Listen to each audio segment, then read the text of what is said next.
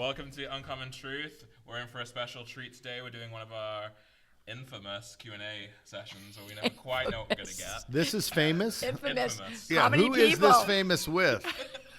Our viewership, listenership. Yeah. Someone describe what infamous means. When you add an M to famous, what does it mean? That means that nobody listens. No, it means it's famous for the wrong reasons. Oh, because I got to tell you. Well, there you go. That should be our tagline. Yeah. The uncommon truth, famous for the wrong reasons. I think it means absolutely nothing. But Steve's on a roll today. I'm joined by Steve and Vicky, as you can tell, as always, and we've been having lots of laughs before we got started, so Yes. hopefully it might continue. Who knows? Who knows? Steve's here. He's loads of laugh. Oh, yeah. He's like a. Do we have what? A song for us? I could sing At the Cross, but you probably wouldn't recognize it. I've been singing something this week, and I cannot remember what it was, but I've really enjoyed. Oh, I just was thinking, what's the one about Mercedes-Benz? Oh, Lord, won't you buy me a Mercedes-Benz? Won't you buy me a Mercedes-Benz? My friends. I don't know. I think I'll drive Porsches. I didn't even I have the must right make tune there. amends.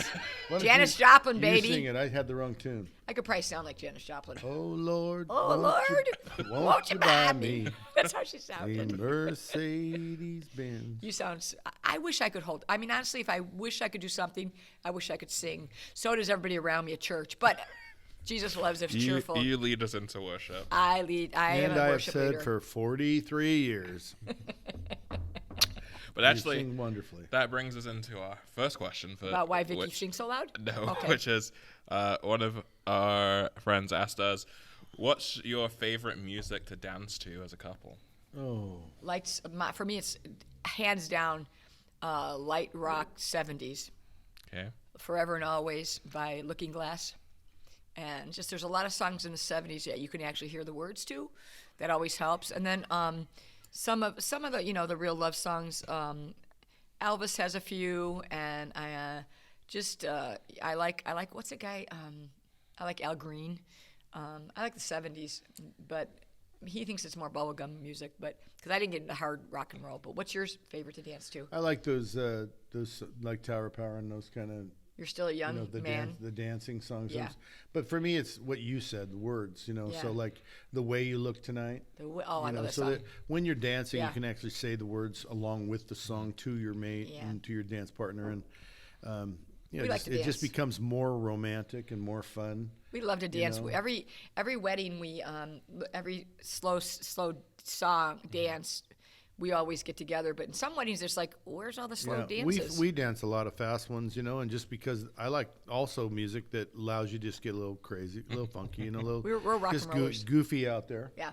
I don't like the old 70s we like Van. weird 70s dancing is I like the weird 21st century dancing. I don't know what that means, but I like watching you guys do line dances because I don't do those. But Yeah, that's fun. Yeah. Well, We like Van Morrison. good. Yeah. Well, Oh, yeah. We'll have one more fun question before we get serious, which is this one's for both of you, so I'll let Vicky answer it first. Good.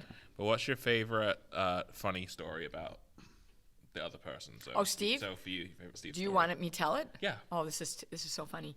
So Steve is one of these kind of guys who just tries to he's more serious than I am. Let's just say that. No way. And I do things all the time that are very funny, and I enjoy them. So one day I said to Steve, the kids were in grade school, and I said, "Don't you ever do anything stupid? Don't you ever just make stupid choices?" And he looked at me and he put his head down, his chin down to his chest. He goes, "Well, actually, something happened. Like 3 or 4 days. He hadn't told me 3 or 4 days ago. He was dropping the kids at the little local grade school. Anthony. Well, they were all there, but this is my story. I was just dropping Anthony. My story. And he was dropping the kindergartner, my son Anthony, and he had to go to the bathroom. And so he had to go quickly, and it was number 1, not number 2. Too much information. Too much information. So he goes across the playground to the little kids' bathroom, and he sees the principal. "Hi, Mr. Hutchinson. Hi, Steve," and he waves at him. And he goes into the bathroom. And when we were kids, they had these things called trough urinals. And so Steve presumed that's what they were in the grade school bathroom. And he was in there, and the door bursts open, and a little boy, probably second or third grade, stood there staring at him, and probably for a few seconds. Just stared right at me. Stared right at me. Just with his mouth open, like what are you doing here? And what happened? Go ahead. I said, like he was staring at me. I said, what's wrong? He just got incredulous, and he backed up, and he says, peeing in the sink? And I looked down and realized it's a sink I'm peeing in. It's a little short. And I turned back around just shocked, and he just darted into a he was stall and nervous. locked the door. He probably told his mom. Yeah, so I gosh. finished up and left, and I'm thinking, oh my gosh, he's going to tell his teacher, he's going to tell the principal, and he's Mr. going to go, well, I Hutchins. saw Steve Orsillo out there today. Years later, I talked to that principal, and he sure enough, he knew it was me. he laughed his rear off. I said, you held this in for like 3 or 4 days, and you didn't tell me. I mean, this is like one of the worst things that could probably happen for to traumatize a little child like that. And you ran out of the bathroom. Oh, I ran out, left that school so quick, Yeah. man. I was hoping no one would see me, and then that little boy told somebody, and then We're a got very visible family. got all the way to the principal, Yeah, years later, we finally. Infamous. There's another one, but I should probably not say that one. No. Okay. Now, No. So now we'll I don't know what it is, but Oh, I sit don't in the want. dark, I sit in don't the want. dark with the TV on. Oh no, Yeah, that's yeah. too long. Yeah. Too long a story. but now I'll pass the baton over to Steve to. Well, the funniest story about her, in my opinion, is one that makes it plays a joke on me. She's so hilarious. Nicole was a baby, and we had to stop at this grocery store after church, and I had to run in. I needed a razor, and I bought a razor, and I went and got it. And was coming back to the checkout stands, and she was going to wait in the car with the baby, but instead she got her out of her car seat, brought her in, and she's waiting at the checkouts for me. Nicole's and she like yells, 3 weeks old. She yells across the Safeway, Steve Orsillo. And I look at her like, what are you doing? I mean, for me, I'm completely shocked that she's standing there yelling my name out loud for everyone to hear. It's loud enough for the whole supermarket to hear. She said, I've been looking for you for 9 months. This is your baby. And I'm walking up to her, like realizing I didn't bring any money in, and like they're like 30 cents in those days, a razor, right? I'm like, hey, I don't have any money. Can you give me some? She goes, money? You want money from me? You owe me money. You owe me money. And it was just hilarious. I was so embarrassed. And all the lady checkout ladies. And, Shooting you daggers. oh, they were laughing at her. And as she stood next to me and paid for the razor, they knew it was a joke. But right at the beginning, it was like I felt like hair on a biscuit. Like if you had hair on a biscuit, you'd be looking at it close like, what's that doing on that biscuit? That don't belong there. And people were staring at me like that, like That's funny. like I was crazy. Anyway, it was a pretty funny story. I like that. Well, let's. Did you like that story? That was a good story. That's a good story. Yeah. I've Like heard a it- story, I- I- Kevin? I've heard it a time or two. But Yeah, it's, but it's classic. It's Yeah. timeless. Yeah. It's infamous. Yes, it's infamous. And when you put IM on the front of famous, what does that mean? No, In. I-N, not M. Infamous. It's I-N. Oh my gosh. Kevin, can you get us a definition of infamous? Infamous. Oh my gosh, he just said it was I am famous. Infamous. No, it's I-N. Infamous, right? Yes. Yes, go ahead. Well, Please correct Steve on we're gonna wait on for this. camera. We're gonna wait for this definition. Yeah. Yes. Let's correct Steve. Well known for some bad quality or deed. Ooh. Well known for some bad quality or deed. How is it spelled? I'm sorry, N or M? N like a Nancy? Okay. Okay, so back to the podcast. We've had in this season 4, we've looked at the 7 letters to the 7 churches in Revelation 2 That's and been 3. fabulous. And we've looked through the book of Ephesians, and we've covered quite a lot of ground. And it's been a really just life-changing time, really perspective shift on a lot of things. So we've got some questions that are Pertinent? sort of based on things we've talked about. And then we've got Steve's pointing a phone at us. Infamy, that's not okay. Okay, everybody. He's trying to be right. He told us to stop, but The he's state of being well known for some bad quality or deed. but Isn't that it's infamous. And infamy. I-N. Look at the word. Oh, oh my gosh. There Go is- ahead. Go ahead. Anyway, I'm with your next question. It proves that we were both right. I-N or I-M. I-N or I-M is infamous. Infamy. Yeah. It'll live in infamy. They both mean the same thing. As one of your children once said, What? I'd love to agree with you, but then we'd both be Both wrong. be wrong. I actually think that was their father who said that the first time. Oh, well. Okay, go ahead. Anyway, What's the question? so we'll start with this one, which is we talked in Revelation. We talked about Laodicea and the being lukewarm, right? Yeah. So, how do you define what a lukewarm Christian looks like? Someone who has to have to be right. It's pretty easy to define what an lukewarm person is. Yeah.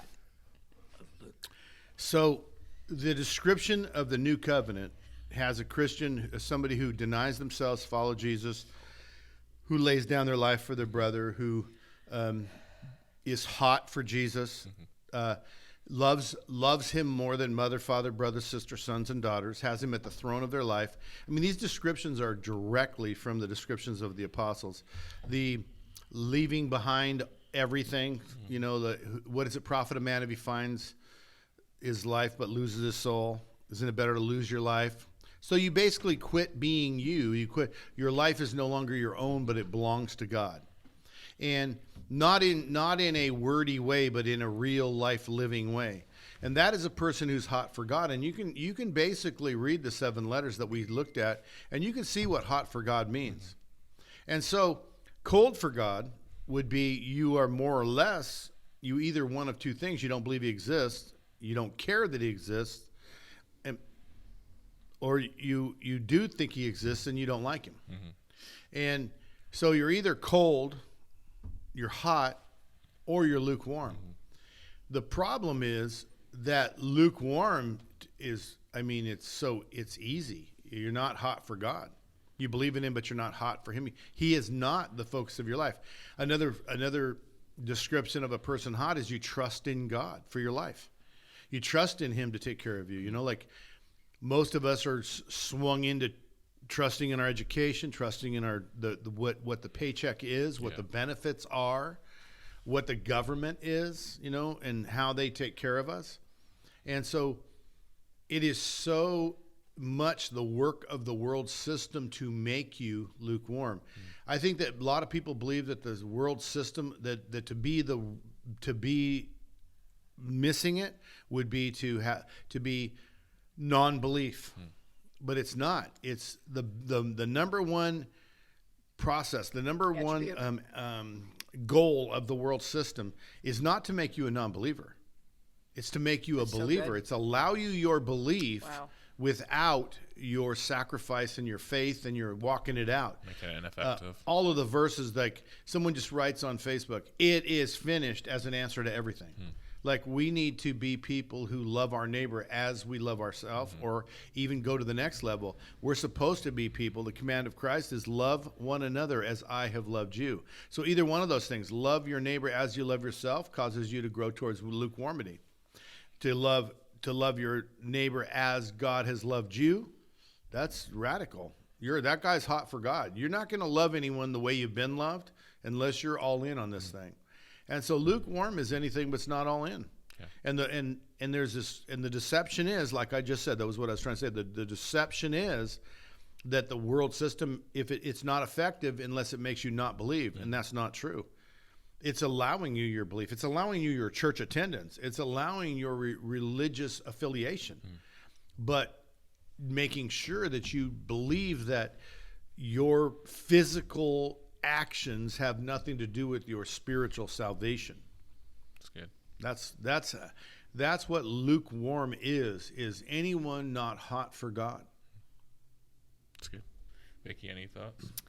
No, I think that's really good. I think what he said was so fascinating, that if the world system doesn't want you not to believe, but I think it does even more damage to Jesus when you become lukewarm, because Jesus said, "I wish you were cold." I wish you didn't know at all. but to be lukewarm is just like, I'd rather spit you out of my mouth, And I think that's fascinating that it's actually the world system to entice you to be that. It causes all kinds of sadness, I think, for the Lord and stuff, and for you, it's just. I don't like anything lukewarm. I don't. Steve could drink things lukewarm. I can't stand coffee that's lukewarm or French fries. French fries are the worst because the grease kind of gets, and I like things hot. And like you, Steve, you're very hot. I like you. There you go. Yeah, I like you. I don't want you to be lukewarm. I'm hot for because you're not as good at lukewarm. You're better I'm hot for Jesus. So anyway, you're hot for Jesus. So I mean, it's just interesting. Lukewarm is it's a epidemic, in my opinion. Yeah. What is the matter with you? It's Kevin. So with that, one of the questions that we got was for the people who are maybe working at a job, or they're kind of like they're not in ministry in the way that you are or we are, and kind of like how do they stay hot or stay on fire and not just kind of grow? That's good. Get distracted by the other stuff. What does that look like? That life. You want to answer that one? No. He said. Did you hear the question? No. Okay, I was so answering Larry Courtney. Okay. He said that how do you work if you're not in ministry and how do you stay hot and working outside ministry? Go ahead. You have to put the Lord's principles first. You have to be a carpenter or a technician or a office worker for the glory of God. I am here to glorify Jesus. Good. I am not here to make the county successful. I am here to make Jesus famous. I am here to join his story, not try to drag him into my story. That's good. And so I am a contractor for the glory of the kingdom. I'm not a contractor to make my family successful, to make, like everybody says, you got to leave your kids this comfortable inheritance. And I'm like, I'm not taking away my kids' need to struggle and strive for their faith, because I don't want them to be lulled into the sleep of lukewarmity. I'm not trying to make it an easy road for them. I'm not trying to make it comfortable. I want them to have to reach for the bar. And when they can find the bar, I want the bar moved. I want them to do like I do, to reach for it, to press on. Paul says, we just want to forget all these words and say press on. Paul says, I pummel my body into submission. I run the race. I keep my eye on the prize. I press on to the upward call. And it's an upward call. It's not downhill sliding. It's upward trudging. It is. We got to keep going. And so in that world, doing tires for a living. I'm doing tires for Jesus. And it really is. The phrase we use around here that cannot be forgotten. I work for Jesus. We had a preacher come to our church and say, I don't work for Jesus. Oh, that's right. I'm a son of the Father. Oh, the sons of the Father don't have to work for Jesus. They don't have to work for the Father. Wow. Then what about all those parables that said he comes and finds his servants, one's working and one's not. The one not working gets thrown out. The one working gets given an inheritance of the vineyard. It's good. He one day will own the vineyard. Yeah. And all of these parables, I don't know why we want to forget them. They shouldn't be forgotten. It's I do work for Jesus, and I've been a carpenter. I've had 2 full-time jobs most of my life, and I did them so that I could do this ministry. But the ministry that I was doing was also in the daily building of houses. I ran into phenomenal amounts of people in building houses, and I had to be the Christian man that I am over here preaching on this microphone to children. I was a youth pastor.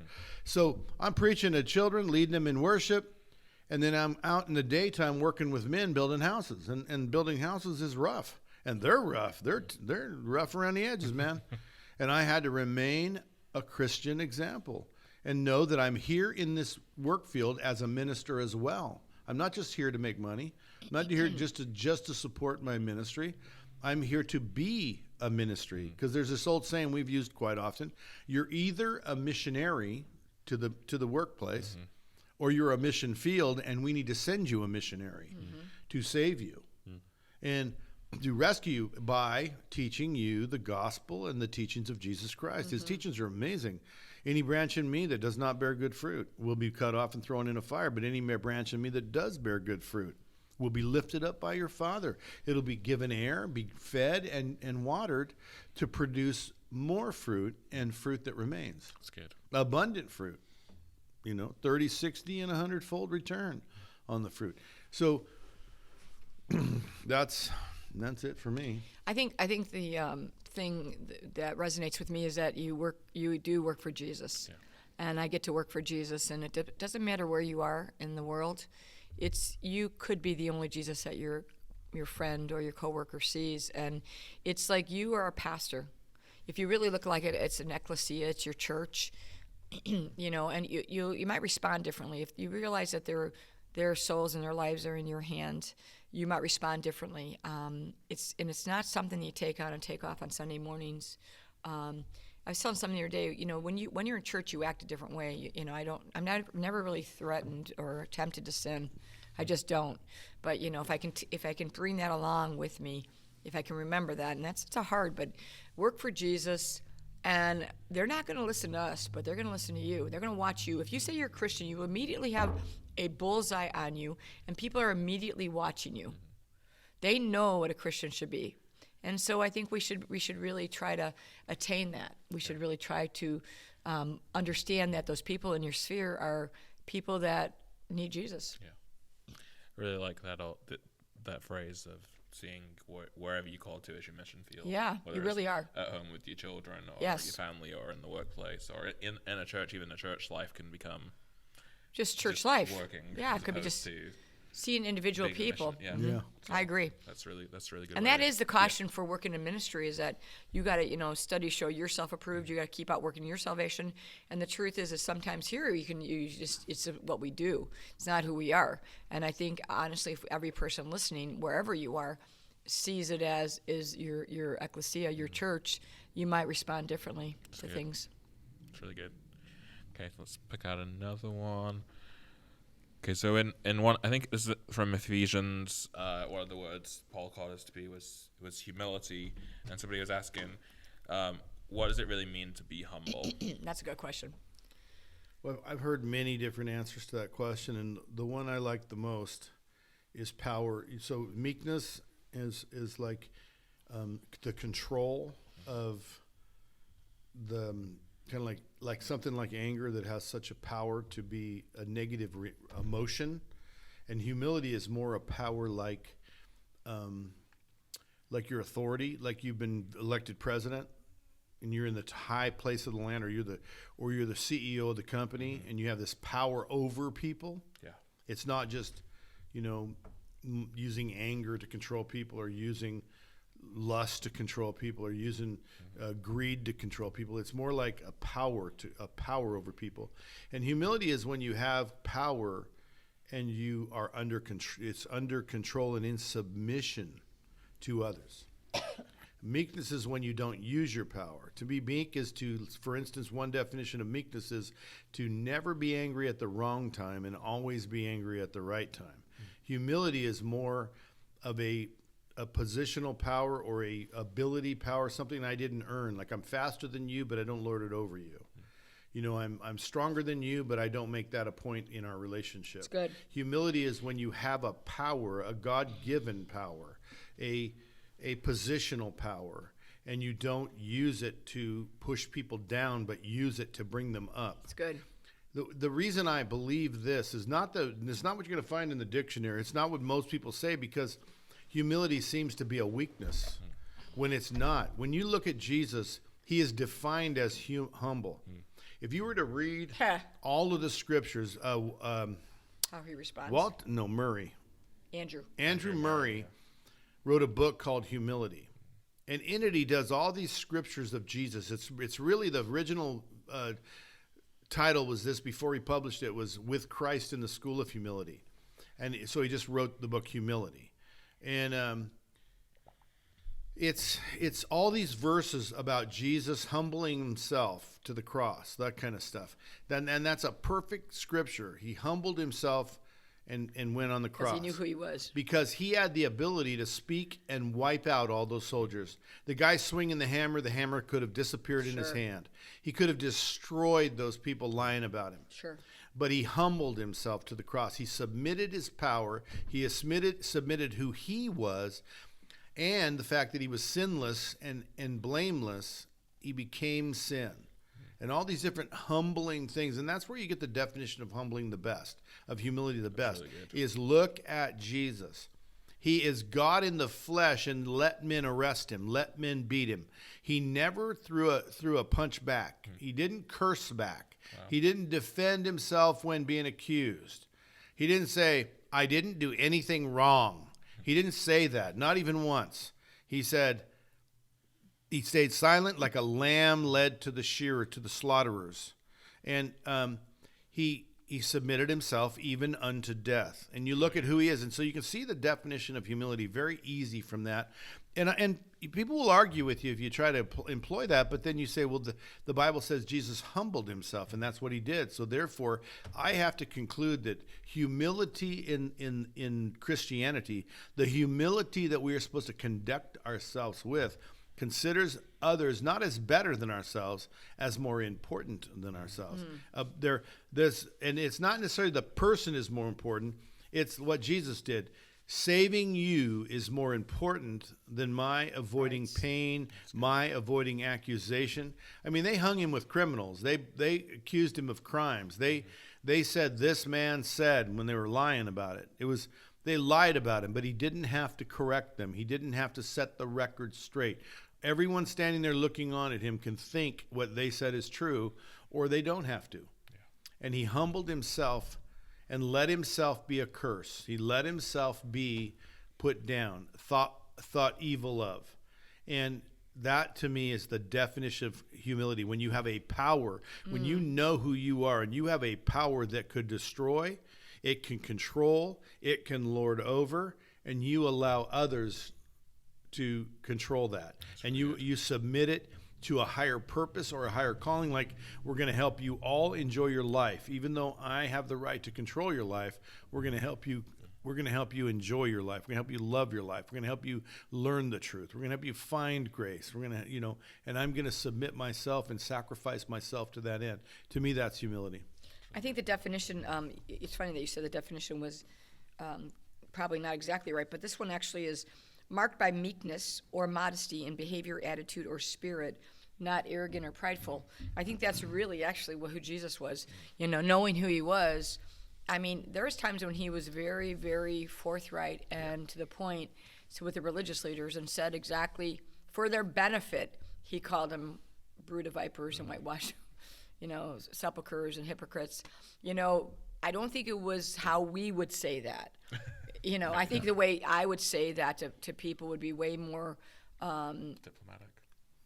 I wouldn't be diplomatic. I think that Jesus was I think Jesus had the truth, and he knew who he was behind it, I think is what I'm trying to say. The importance of his words.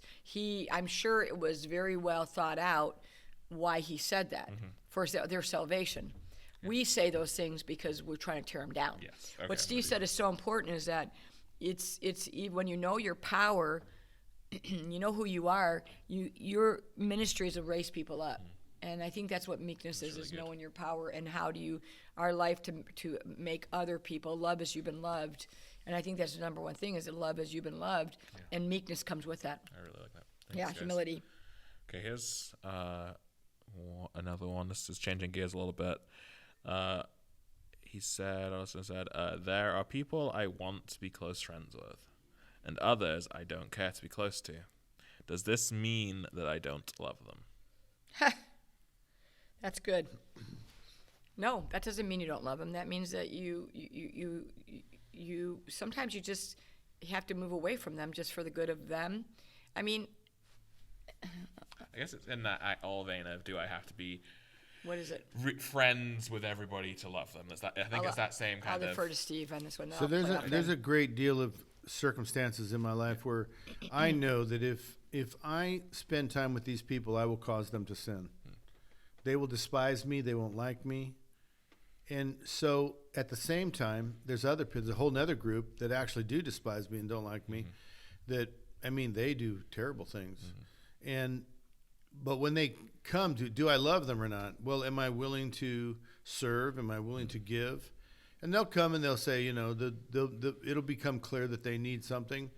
In several cases, you go paint their house, or you go contribute anonymously to their fund, or things like that.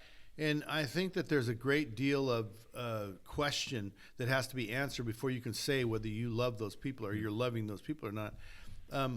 Do you want them punished? Do you want them to fail so that so their behavior isn't rewarded? Do you want them to have consequences for their actions? Those kinds of things would be the answer to I love them or I don't love them. And I think it's really kind of touch and go, but there are many people that if I hang around with them, they will cause me to sin. I will cause them to sin. It's good. And I don't think I have to hang out with everybody, and I don't think I have to go along with everybody. And I think even in Christian churches, there's this attitude, if we really loved each other, we'd all meet in one auditorium in each city, right? And it's just not true.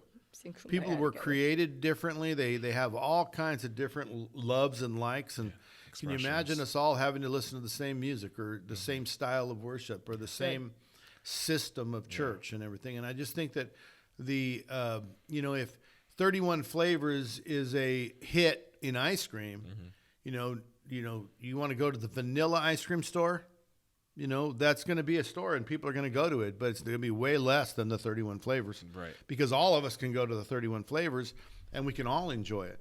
We can all just, go home. We can even go to the freezer case and each pick our own and go home and enjoy it ourselves, right?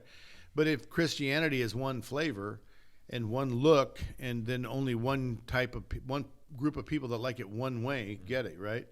And so in Christianity, I don't think we all have to be buddies. And what we have to stop doing in Christianity that is more like if I don't hang out with you, is we have to quit hindering each other, criticizing each other, tearing each other down, and trying to build ourselves up. That's good. And that's what we have to quit doing. I want to build up Jesus. I want the truth to be built up. And a great, I'm sure people can pick my stuff apart, but I want to try not to pick an individual's apart. I'm not that successful at it, but I don't want to tear people's words down, their actions down. I just want to say, well, what I believe, what I want for me is I want vanilla, and you can go ahead and like your Rocky Road. It's actually reversed. I love Rocky Road, and you can have your vanilla. But I want to be satisfied with you getting what you want and getting what you like, but I really don't want you to be deceived because the world system is trying to allow us our religion, but deceive us into a lukewarmity. And I want to be able to say, hey, you're headed for a ditch without it causing us to hate each other. Yeah. And so I think that lukewarmity, or whether or not you love someone or not, depends on what your intentions are. Do you want them punished again? Do you want them to succeed? You're hoping they fail? I think those are the ones that, That's really good. I don't want you around me, because I don't like you. Clearly you don't love that person. I don't like them, but I love them is just an absolute ridiculous statement to say. But there are some people that just for whatever reasons, whether it's personality, interests, we just don't click with in a way. And we can still love them because we'll serve them, but we don't necessarily have to spend all our time with them. I have a friend who talks about nothing but motocross. It couldn't bore me. You could bore me to death talking about motocross. Motorcycles and motocross. Well, we shouldn't hang out socially. But every once in a while we get together and talk about Jesus and we're best buds. Yeah. Talk about motocross and I'm looking for a door. And it's just that I don't want to treat you as someone who's not. I don't want to treat you like I'm disinterested in you. So we better not hang out when you're really repped up about motocross. That's good. And so there's a million other subjects, right? For sure. I like that. That's really kind of what I'm talking about. Okay. Got time for a couple more? I think we do. Yeah, let's do a few more. Okay. This one. Let's go with. You didn't pre-pick them? I wrote more. I thought we'd see how it flowed. This one's from Kevin, actually, our producer over. He said, "What's your number one piece of advice for young people training to become leaders in the church?" Become a person that can say to other people, "I'm safe to walk with me. Follow me. I'll show you the way." It's good. You want to be a leader? Take on the responsibility of other people's lives. Be willing to say to them, if you look in my closet, you'll be satisfied that I am what I say I am.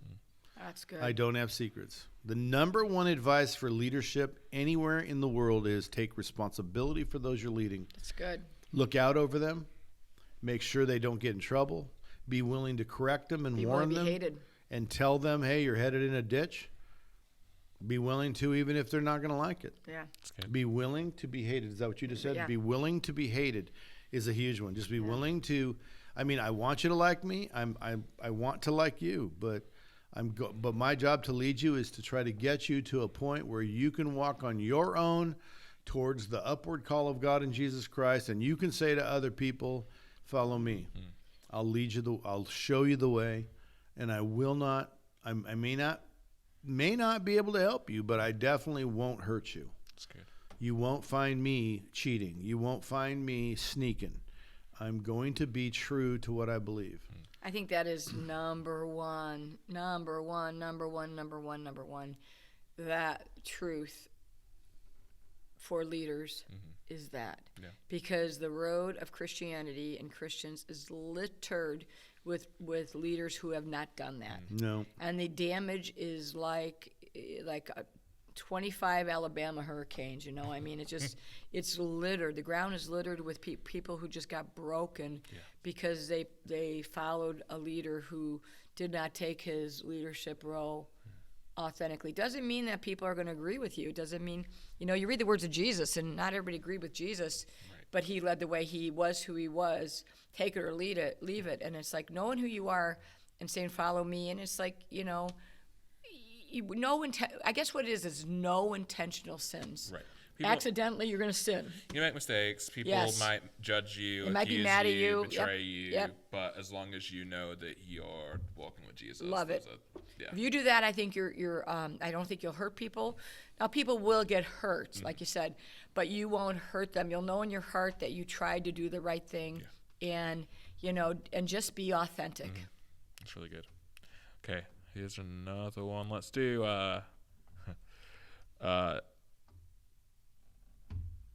Okay, this one's an interesting one. Okay. It says in Luke 10:19, it says that we can tread on scorpions, etc. Nothing will harm us.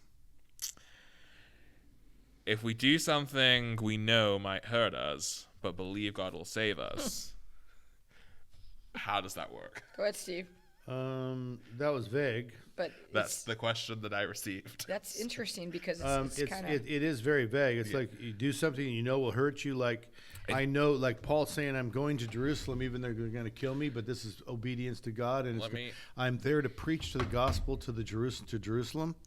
Now that's a wonderful thing to do. But if I do something like intentionally sin. like hubba hubba ding ding, that girl's got everything. I want to go with her, and I know I'm gonna be judged for it, but I'm gonna do it anyway because God will forgive me. I think you're gonna find He's a little different than that. Be not deceived; God will not be mocked. And so, whichever answer, in the one case, I go knowing this is going to hurt. This is going to leave a red mark. Yeah. I think it's to your credit. The I think Paul the persecution's Apostle coming. went knowing he's going to be stoned and whipped and hated. I think the heart of the question was like it's saying, we have the power to tread on serpents and scorpions, and we have the power, and so that therefore, if I go and let a scorpion sting me, is God what? Am I not going to feel it, or am I just gonna? Like literally? Yeah. Like a rattlesnake? Yeah. Go ahead, Steve. What he's saying is, I give you authority to stomp out scorpions and tread on. Over all the power of meaning enemy. walk on. Walk on is a term, a biblical time frame term of power over. Right. And so I give you authority to walk in this world unaffected by the snakes That's good. and the devil. Yeah. It's not about stinging. You get stung by a bee, it's going to hurt. So it's not a literal like this won't Good. harm Like you. bees stinging you won't hurt you. No. They will. No. And we try to, Paul the Apostle has a snake comes out of the fire and hooks onto his arm, and he says poison won't hurt you and snakes. That's more like it. And so far in my life, I haven't met anyone like that. Paul had it, and Paul said we could have it. But I haven't met anybody who hasn't gotten poison oak or gotten sick when they're sick and had, bees stung them, it didn't hurt. I haven't met Rattlesnakes. anyone like that. What this verse is talking about is power to world walk system. above the enemy's power. The enemy does this stuff. The enemy gets you stoned. Now, the enemy gets you killed. All 11 of the apostles that were left after Judas got martyred. Except for John got boiled in oil, according to one historian. John got boiled in oil and he survived it. I think that's not exactly what I'm looking for in my life, to be boiled in oil and survive it. I'm gonna be boiled in oil. Let me die. Yeah, Unless there was no effect. So you have this Paul getting bit. Yeah. John maybe in history's got boiled in oil, according to a historian, and he didn't die and it didn't hurt him. You have Daniel in the lion's den. The lions don't eat him. You have Shadrach, Meshach, and Abednego in a fire, and it didn't get him. So there's that picture of what I would. So you're taking me to a fire. Do I 100% guaranteed it's not going to burn me? I don't think so. But I sure hope that I get that grace, and that's what happens. But this verse is talking about rejoicing that your name is written in the book of life. That's good. That's what this is about. Do not rejoice that the spirits are subject to you, or that you can command them. Be happy that whatever they can do in this world, you walk above it. Because even if they kill you, stone you, run you through with a sword, hang you from a tree, burn you in the village square like Polycarp, you are above it. And your reward is in heaven. That's good. And that's what you should rejoice in. So that's what this 10:19 is about, is walking above the world system, knowing that even no matter what they do to you, it's that don't fear him who can hurt your body, fear him who can hurt your soul. There's only one who can hurt your soul, and that's your Father in heaven. That's really fear him, not the devil. Walk above him. All he can do is kill you. Yeah, I like that. That's really helpful. Okay, last question for the day. How do you lead somebody who doesn't want to be led? Well, out loud, unless you're in the army and you are an officer, you can force it. Unless you're a police officer operating under the law of a community, you can force it. When it comes to a voluntary thing like Christianity, you cannot lead someone who won't be led. You just have to learn how not to have them in your camp. You give them a chance. You lead them so far. You try as hard as you can. And when they won't, you have to say, let's go our separate ways. I'm looking for people who want to get where I'm going. And so for me, I have to, the second answer to that question is I have to make sure that I'm somewhere people want to go. Do they want what I have? Do they want the faith I walk in? Now, people might not. Well, I'm sharp and I can be, I'm sharp and I can expose for them their wrong thinking. And some people might not want to be with me because they don't want theirs exposed. And so they might not want to walk with me. But those that do, the ones that look at where I'm at, and they, how do I get where you're going? Well, you got to walk where I've walked, and that you've got to stop doing this. You've got to stop doing that. You can't get where I am and think like this. And you have to start thinking like that. And so those are the people who they're hard to lead, but once they give in to the idea of I want what you have. I want the faith that you walk in. I mean, we have to become somebody. How do you lead people that don't want to be led? You demonstrate for them a place that they have to desire to want to be. You have to become somebody above reproach that can say, look in my closet. That can say, examine me, scrutinize me. And if you see something you want, come and follow me, and we will go together to the mountain of the Lord, and we will get you what you want. Your faith will increase. The fruit of the Spirit will increase. You'll see God's hand more often, and you'll have more peace about the things that happen in your life. Bad things happen in our lives lately. The bad things happen in our lives, and our faith is not diminished. That's good. And you should want that. If you see that in my life, you should want that. Well, how are you going to see it if bad things don't happen to me? You can only see it if they do happen. And so how do you lead people that don't want to be led?